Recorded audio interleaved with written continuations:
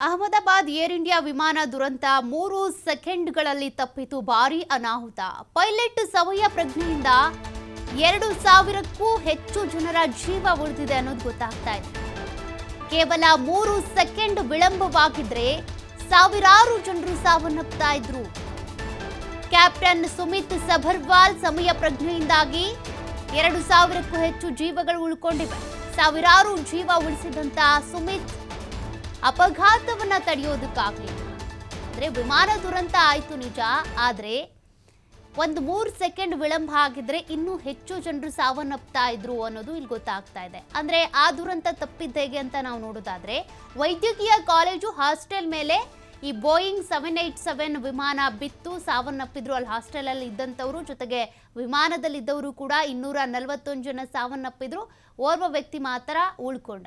3 second ವಿಳಂಬ ಆಗಿದ್ರೆ 3 ಆಸ್ಪತ್ರೆಗಳ ಮೇಲೆ ಈ ವಿಮಾನ ಬೀಳ್ತಾ ಇತ್ತು ಅನ್ನೋದು ಗೊತ್ತಾಗ್ತಿದೆ. ಅಪಘಾತದ ಸ್ಥಳದ ಬಲಭಾಗದಲ್ಲಿ ಮಿಲಿಟರಿ ಆಸ್ಪತ್ರೆ ಹಾಗೂ ಸಿವಿಲ್ ಆಸ್ಪತ್ರೆ ಇದೆ. ಗುಜರಾತ್ ಕ್ಯಾನ್ಸರ್ ಸೊಸೈಟಿ ವೈದ್ಯಕೀಯ ಕಾಲೇಜು ಕೂಡ ಇದೆ. ಪೈಲಟ್ ನಿರ್ಲಕ್ಷ್ಯ ವಹಿಸಿದ್ರೆ 3 ಆಸ್ಪತ್ರೆಗಳು ಕೂಡ ಛಿದ್ರ ಆಗ್ತಾ ಇತ್ತು.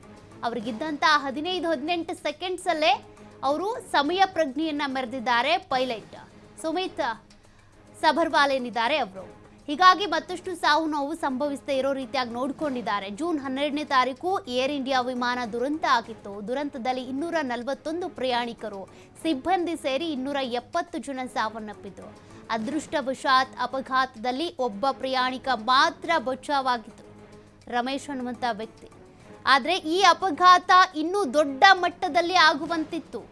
ಅಲ್ಲಿ ಆ ಅಪಘಾತ ಏನಾಯಿತು, ಅದರ ಪಕ್ಕದಲ್ಲೇ ಬಲಭಾಗದಲ್ಲಿ ಮಿಲಿಟರಿ ಆಸ್ಪತ್ರೆ ಇತ್ತು, ಸಿವಿಲ್ ಆಸ್ಪತ್ರೆ ಇತ್ತು, ಅದೇ ರೀತಿಯಾಗಿ ಈ ಸೊಸೈಟಿ ಅನ್ನುವಂಥ ಮತ್ತೊಂದು ಆಸ್ಪತ್ರೆ ಕೂಡ ಇತ್ತು. ಇಷ್ಟೆಲ್ಲ ಅನಾಹುತಗಳಾಗದೇ ಇರೋ ರೀತಿಯಾಗಿ ತಡೆದಿದ್ದು ಪೈಲಟ್ ಅನ್ನೋದು ಗೊತ್ತಾಗ್ತಾ ಇದೆ.